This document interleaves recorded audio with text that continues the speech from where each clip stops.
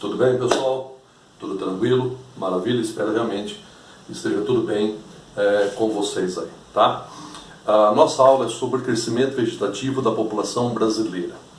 Crescimento vegetativo ou natural é um dos indicadores do crescimento da população. Existe um outro indicador que é o saldo migratório, que se acha fazendo imigração entrada menos imigração saída. Então isso é o saldo migratório. Mas o que nos interessa essa aula é o crescimento vegetativo ou natural.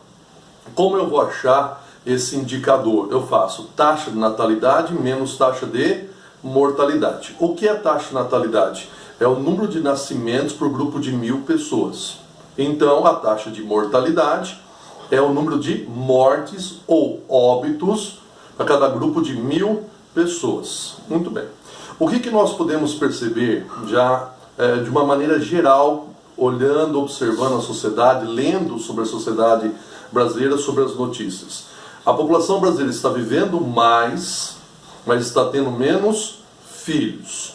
Então, como você pode observar no gráfico sobre o crescimento vegetativo da população brasileira, observa que a grande mudança acontece a partir dos anos de 1960, quando nós atingimos o ponto mais alto de 2,9 sobre o crescimento vegetativo.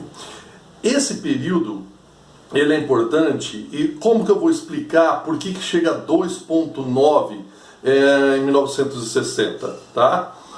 É que nesse período o Brasil tem a população urbana superando a população rural.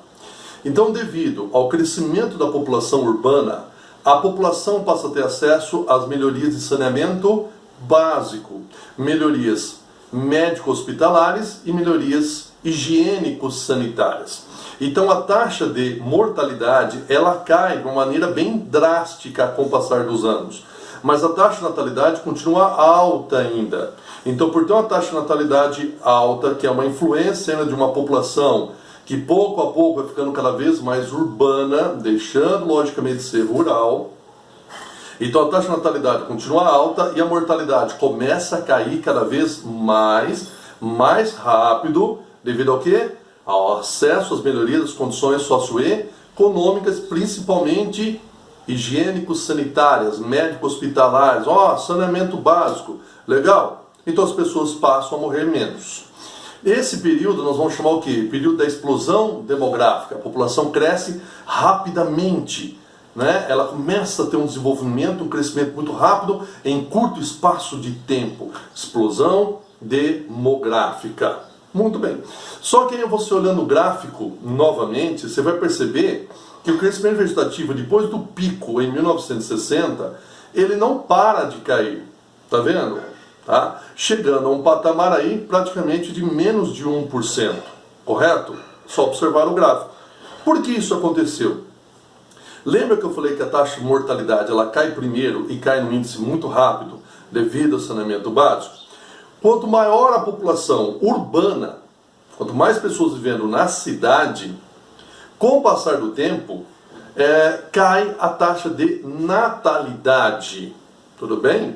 Lembra que a taxa de natalidade é o número de nascimentos por grupo de 1000 pessoas, que também acompanha a taxa de fecundidade, o número de filhos, certo? Muito bem. Então, quanto mais a população fica urbana, a taxa de natalidade tende a cair, né, com o passar das décadas. Por quê? Porque nós temos alguns indicadores importantes, como a mulher no mercado de trabalho, custo alto na criação de filhos, maior acesso a métodos contraceptivos, por exemplo, legal? Maior índice de escolaridade da população, que automaticamente são fatores que promovem o planejamento familiar. Então o Brasil hoje tem uma taxa de mortalidade muito baixa e uma taxa de natalidade muito baixa. Observa isso nos gráficos a seguir, da taxa de natalidade e da taxa de mortalidade. Outro ponto importante, não é? Nós estamos tendo menos filhos, como eu falei, mas estamos vivendo mais. Então observa a taxa de expectativa de vida do Brasil. Por isso que é uma preocupação relacionada à previdência social. Quanto maior a população idosa, Quanto mais pessoas estão alcançando uma idade mais avançada, maiores serão os gastos com a previdência e com a saúde na área de geriatria, por exemplo, nós vamos encontrar. Porém, nós vamos perceber, pessoal, que a expectativa de vida ou esperança de vida, tá, ela é diferente por gênero. Nós percebemos que tem mais mulheres, elas vivem mais, então eu tenho mais mulheres em idades mais avançadas do que os homens, por diversos fatores, tá? Nós podemos ter fatores como o genético, tá? A questão do cromossomo X favorece você ter umas melhores condições aí, não é, para você ter uma vida mais prolongada. Nós podemos pensar que o homem está mais sujeito a questões de violência, então violência no trânsito, violência relacionada a assassinatos, por exemplo, tá? Os menores cuidados com a saúde, são fatores que acabam influenciando aí os homens a atingirem uma idade inferior às mulheres, quando a gente fala em idade mais avançada, população mais idosa. Então há uma desigualdade sim de gênero na questão da expectativa de vida, as mulheres vivem mais. O outro ponto importante no Brasil, há uma desigualdade na expectativa ou esperança de vida entre os estados brasileiros. Observem esse gráfico. Olhem que nós vamos perceber que a expectativa de vida ou esperança de vida, ela está associada às condições socioeconômicas da população. Os índices de população urbana, tudo bem? Então percebemos que os menores índices de esperança de vida encontramos aonde? Mais presença nas regiões Nordeste e Norte. Onde temos maior expectativa e esperança de vida? Nas regiões mais voltadas ao Centro-Sul, principalmente na região Sul. Tá? Então nós temos um índice menor no Maranhão e um maior índice em Santa Catarina. Isso mostra a desigualdade socioeconômica entre as regiões brasileiras, entre os estados brasileiros, lamentavelmente. Tá? Nós precisamos resolver o problema dessa desigualdade social. Como nós podemos notar também que a mortalidade infantil ela vem caindo no Brasil. Tá? Ela cai em todas as regiões brasileiras, isso é muito bom. Mortalidade infantil cai por causa das melhorias socioeconômicas, tudo bem? Programas de inclusão social, exemplo, o próprio Bolsa Família, nós vamos encontrar, não é?